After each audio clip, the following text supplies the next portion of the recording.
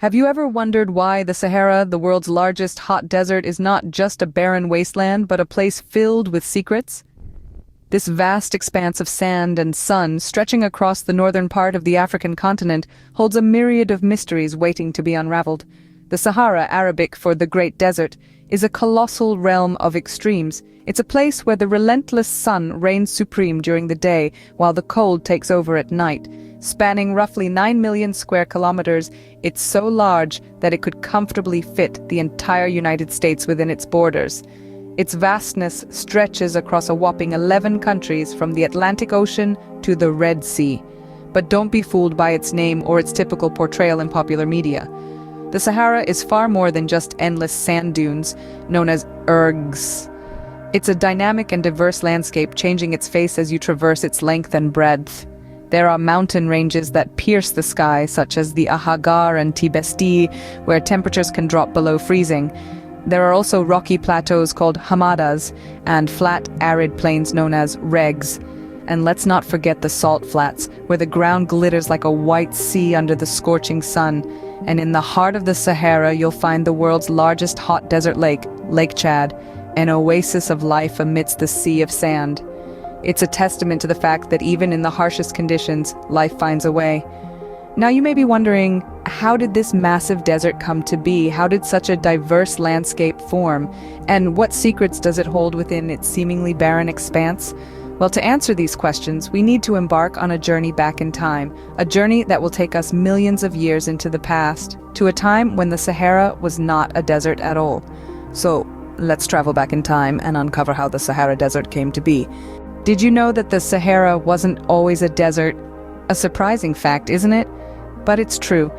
About 10,000 years ago, the Sahara was a far cry from the vast, arid expanse we know today. Picture a lush landscape, teeming with life, where large lakes and rivers meandered through verdant vegetation. This was a time when the Sahara was in its green Sahara phase, also known as the African humid period. The area was home to a variety of wildlife, from hippos and giraffes to elephants and gazelles. And it wasn't just the animals that thrived. The Sahara was a fertile land, a veritable paradise where plants grew in abundance, fed by frequent rainfall. But we're not just speculating here. These conclusions are based on substantial evidence. Archaeological findings have unearthed remnants of ancient civilizations that once thrived in this now harsh landscape. Stone tools, pottery shards, and rock paintings give us a glimpse of the vibrant human societies that existed here. Consider the rock art found in the Tassili Niger region of Algeria. These stunning pieces of art, some dated back to almost 9,000 years ago, depict scenes of hunter-gatherers living amid a rich fauna. They hunted, fished, and even domesticated animals. Further evidence comes from the discovery of ancient lake beds and river channels buried under the desert sands.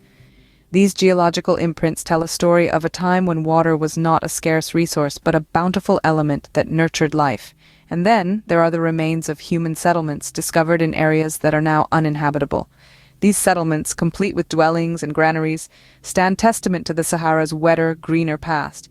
They narrate tales of a time when the Sahara was not a desert, but a fertile cradle of human civilization. So what happened then? How did the Sahara turn into a desert? Well, that's a story for another scene. For now, let's marvel at the resilience of life and the ever-changing face of our planet. The transformation of the Sahara is a story of climate change. A tale that begins with a lush, green landscape teeming with life and water bodies, which over thousands of years transitioned into the arid, sandy expanse we see today. The Sahara wasn't always a desert. Around 10,000 years ago, this was a region filled with grasslands, lakes, and a variety of fauna. But then something changed. The Earth's axial tilt, the angle at which our planet tilts towards the sun, shifted. This minute but significant change set off a domino effect that ultimately dried out the Sahara. You see, this axial tilt influences the distribution of sunlight or solar radiation across the Earth. When the tilt decreases, the tropics receive less sunlight.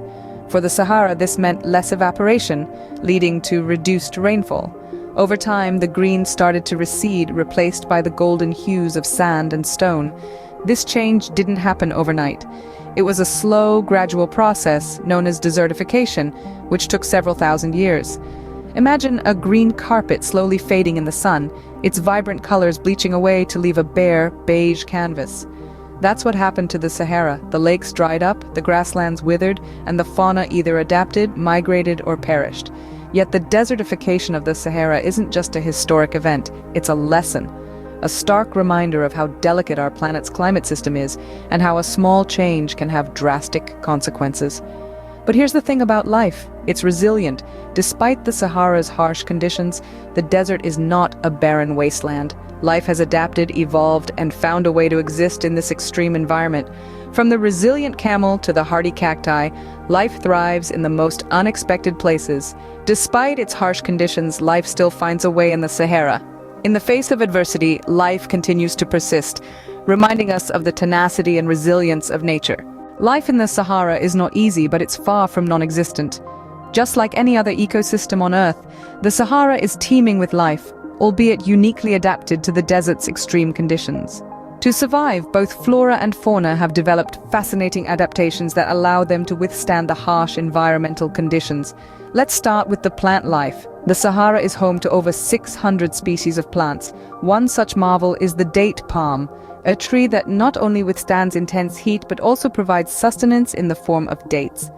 Then there's the remarkable acacia tree, with roots that can reach deep into the ground to tap into hidden water sources. As for the animal kingdom, the Sahara's inhabitants are no less resilient. The fennec fox with its oversized ears is not only adorable but also highly adapted to desert life.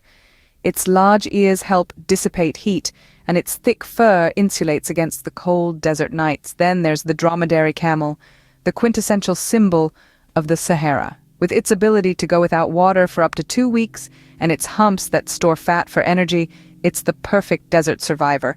But it's not just the plants and animals that have found a way to thrive in the Sahara. Human cultures, too, have carved out a life in this vast desert. The Berber and Tuareg peoples, for instance, have lived in the Sahara for centuries. They've developed unique ways of life, specifically adapted to the desert's challenges.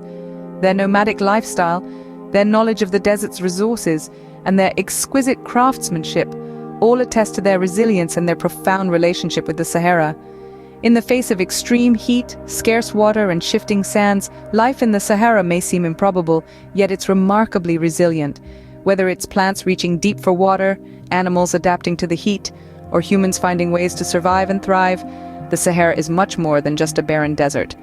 The Sahara, despite its harshness, holds a unique charm and mystery. The Sahara is not just a historical marvel, but it plays a crucial role in today's world too. Let's dive into the Sahara's modern influence. This vast expanse of sand and heat, believe it or not, plays a pivotal role in shaping global weather patterns. The Sahara's hot, dry air rises high into the atmosphere, where it starts a process that influences weather across the globe. It's like the Sahara is painting the world's weather canvas with its unique brushstrokes. But the Sahara's influence doesn't stop there. It's also a potential powerhouse for renewable energy. Imagine harnessing the Sahara's relentless sunshine. The potential for solar energy production is staggering. With advancements in technology, this solar energy could be captured and used to power not only the surrounding regions but also far beyond. It's like having a gigantic natural power plant right there under the blazing sun. However, it's not all sunshine and rainbows. The Sahara is also a stark reminder of the environmental challenges we face. Desertification, a process where fertile land becomes desert, is spreading its sandy fingers further each year. This is not just a Sahara problem, it's a global issue. The expanding Sahara threatens to swallow up more arable land, affecting agriculture, wildlife, and human settlements. And yet, despite these challenges, the Sahara remains a place of resilience. It's a testament to how life can adapt and thrive in even the most extreme conditions. But it's also a call to action. It reminds us that we need to better understand and address the environmental issues we face. So, the Sahara is not just about sand dunes and scorching heat. It's a story of weather patterns, renewable energy potential, environmental challenges, and remarkable resilience. The Sahara Desert, a place of extremes, continues to surprise us with its resilience and secrets yet to be uncovered.